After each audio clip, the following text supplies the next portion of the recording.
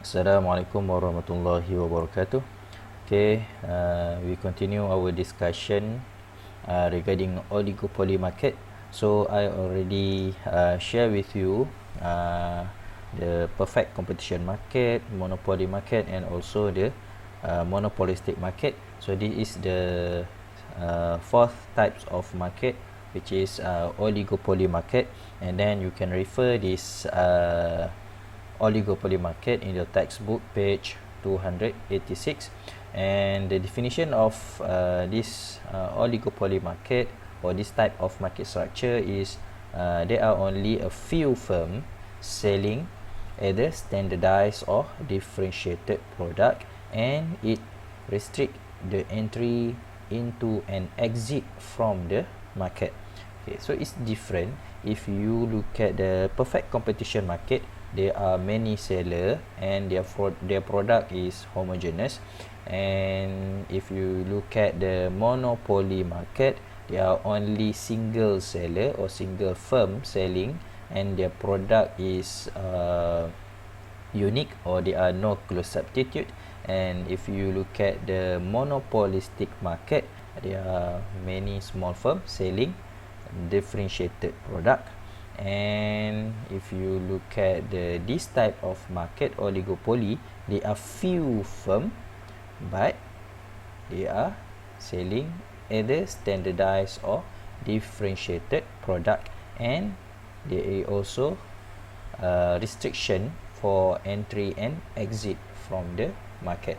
Okay, the characteristic of this market, number one, there are few number of firm, means that the number of firm is small but the size of firm is large. There are large size of firm but in small number, and their product is also homogeneous or differentiated product, and their type of market also mutual interdependence, mean that the firm or the firm in this type of market is also interdependent between each other. So firm in an oligopoly market always consider the reaction of their rival when choosing price, sales target, advertising budget, and other business policy.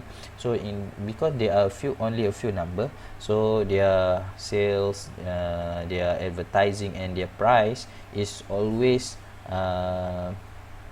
related to their rival. We will look at in further in next slide, inshallah.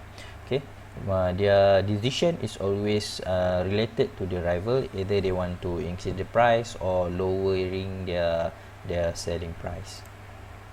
And then the barrier to entry, so in this type of market also restrict new entrant into the market through various type of barrier to entry, such as control of certain resources, ownership of patent and copyright, exclusive financial requirement, and other legal barrier. So the barrier is quite similar with the barrier at the monopoly market.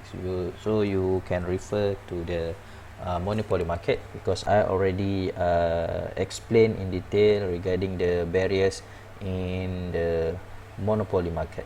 The price rigidity and kinked demand curve. So this is the difference between this oligopoly market compared to the other market, because in this type of market, for oligopoly market, they are having the kinked demand curve compared to the other three types of market. So since there is mutual independent between oligopoly firm, so the price in the market are more stable. So this is called price rigidity in oligopoly market. Rigidity means it's quite hard to change the price. It's quite difficult for firm to it's not difficult, I mean it's quite impossible for this type of market to increase or decrease their price, because their decision is always related to their rival. Okay, so the price rigidity explain the behavior of an oligopoly firm that has no incentive to increase or decrease the price. So we try look at next. The theory of the kinked demand curve is based on two assumptions. So why they are kinked demand curve in this type of market? Because these two assumption number one, because If an oligopolist reduces its price, its rival will follow and cut their price to prevent losing the customer. So that's why the kinkered demand curve is appear or is available in the oligopoly market, because these two assumption. So they assume for number one, they are afraid if they reduce the price, so the rival will follow and cut their price to prevent losing the customer. So the number of customer will not change, because means that their profit will still maybe will lower and their customer will remain the same. They cannot attract more customer, because they are afraid when they are decreasing or reduce the price, the rival also will do the same, and the customer will remain, the total number of customer will remain with the same number. And the second assumption is, if an oligopolist increase its price, its rival do not increase the price and keep their price the same, thereby they gain customer from the firm that increases the price. So this is the reason or assumption number two why their price will be rigid or not change, because they're afraid if they increase their price, so they're afraid that their customer will go to their rival, because if they increase their price, their rival will not doing the same, so their rival will only maintain the price, so the customer will go to the firm that remain the price. So the firm that already increased the price will lose their customer. So we will look at there are two types of demand curve. So according to the assumption, when the firm increase the price at P star, no other firm will follow above P star. The firm will follow the demand curve. If the firm decrease the price, firm will follow below P star. The firm follow the demand curve, DD curve. Look at there are two different demand curve. There are DD with small capital and DD with a capital letter here. So an oligopoly firm face two demand curve: individual demand curve and industry demand curve. So this is the kinkered demand curve. Okay, the kinkered demand curve below point E create a gap in the marginal revenue, which is indicated by the dot line. At this range of marginal revenue, any change in the marginal cost does not reflect change in the profit maximizing price and output to show the price rigidity in the oligopoly market. Okay, if you can see in the slide here, there are gap at the marginal revenue, there are gap A and B, gap between A and B. So this A and B gap is we referring as the price rigidity gap. This is the price rigidity, means that at this gap the marginal cost or the price is still remain, because either the marginal cost is change, either increase or decrease at this gap, so the price will remain at this P star. Okay, they will not change the price, because we know the intersect between MC and MR to determine the price. So if at this gap either the MC is at here, so the price still at here. If but if they are outrange of the AB gap between AB, for example MC is at here, so the price will change. If the MC is at here, so the price also will change. But in the gap A and B, when marginal cost is changed here, so the price still remain at the P star. So why the price remain? Because of the two assumption that I mentioned before. Number one, if they afraid either their cost is increasing, but they afraid to increase or decrease the price, because They're afraid if they increase their price, so they're afraid that their rival will not increase the price, so their customer will go to their rivals and they will lose their customer, so their profit will be gone or will be decreased. And they're afraid if they are decreasing their price, for example their cost is decreased and they want to decrease the price, so they're afraid if they are decreasing their price, so the rival also will follow their action, which is the rival also will decrease the price, so the customer will remain, and their action to decrease the price will not attract new customer. So there is no function of decrease the price. So this is what we mean by price rigidity, and this is the situation of kinked demand curve. Okay, the summary of market structure. So there are 4 types of market structure: perfect competition, monopoly, monopolistic, and oligopoly.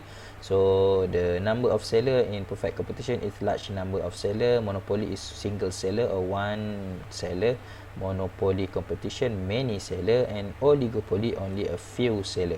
Types of product for perfect competition is identical or homogeneous, and for monopoly is unique or no close substitute. Monopolistic, we can differentiate the product regarding their labeling and branding, and for oligopoly either homogeneous or differentiated.